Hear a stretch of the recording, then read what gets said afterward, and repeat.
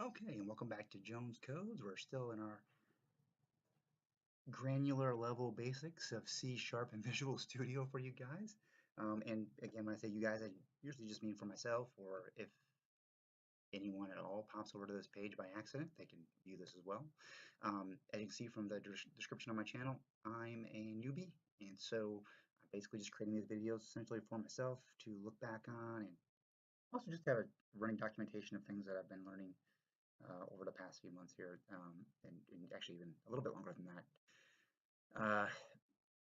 But it's one thing to read them, and it's in a book, or read them on a website, or even watch a YouTube video of it, and completely another thing to just create some fundamental um, what's the word I'm looking for, exercises to strengthen your skills. So that's what we're doing. We're just going through some super basics. So this last video I created, we just did one of the super basic things you see with a lot of the training videos or websites when you're learning a programming language. We created a variable. We used a string data type. We called it your name. We had the console window ask the user what their name is. They were able to enter their name, and the application read their name, and then the final of the final block or line of code here, uh, it outputted hello, whatever the name they put in there was, to the console window. So again, uber basic. So um, I think usually one of the other, at this point, once you have the essentials down as far as like understanding a little bit about the .NET framework and the class libraries, and basically how to get output, how to get input, and what a you know essentially a variable structure looks like as far as a data type, a name, and usually a value. Not always, but usually. They have you go kind of into, okay, what are some of the fundamental key things that we put in programs in C Sharp, and they almost always start with like conditional statements or things like the if statement or if else statement. So it's something you'll probably see. So I'll give you a quick example of what something like that looks like. Basically, an if statement is like a conditional statement. It executes like a block of code when a condition is true. So the general format of an if statement is, if, excuse me, you have a condition, if this, right? And then you have like, here you go, if it's true, and then execute this code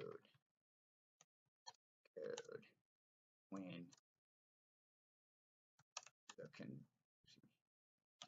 is true. That's basically an if statement. If condition is true, execute this code, right? So let's take a look here. Let's give it a shot. Let's give an if statement a shot. What do you think?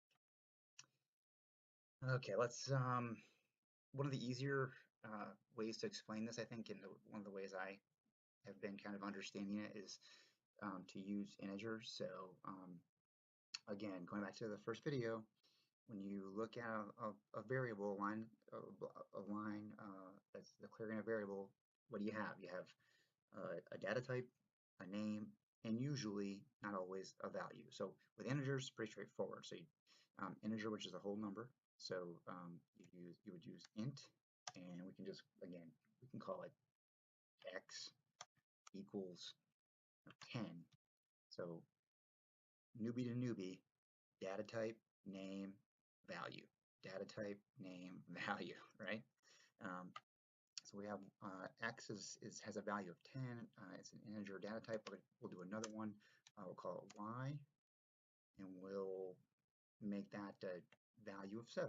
So a good way to execute an if exercise is to create two simplistic variables, right?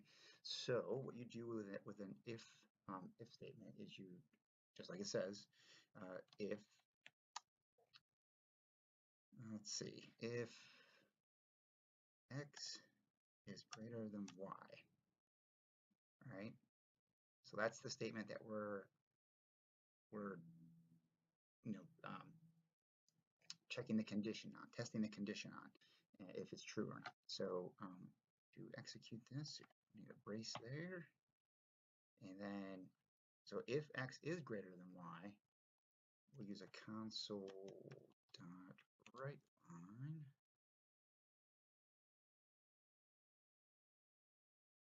Let's see, something pretty straightforward to see. X is greater than y. And this is when you need your semicolon there. Okay, so again, this is one of the first things they teach you as far as if statements and most of the different trainings you'll do. So you could just, in this example, you're creating two variables, integer variables. One we named x, one we named y. X has a value of 10, because again, data type, name, value, same thing here. Value of y is 7. So if x is greater than y here, we're just going to output x is greater than y. So let's give it a shot. Let's fire up Visual Studio here.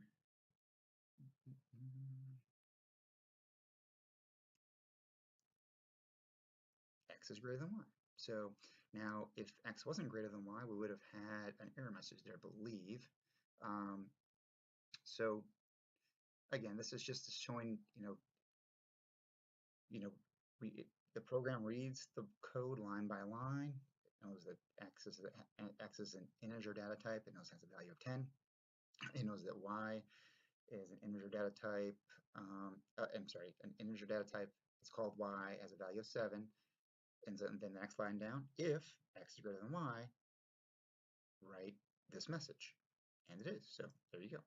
So again, if statement is again just a conditional statement that executes a block of code when a condition is true. Just remember that, okay? Thanks.